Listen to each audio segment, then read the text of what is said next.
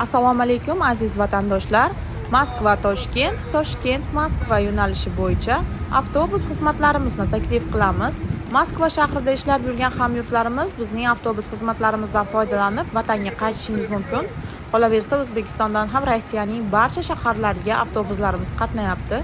Bemalol ekranda ko'rsatilgan raqamlarga qo'ng'iroq qilib, o'zingizni qiziqtirgan barcha savollarga javob olishingiz hamda o'zingiz uchun joy yozdirib qo'yishingiz mumkin. Rossiyskiy raqamimiz +7 909 942 25 25.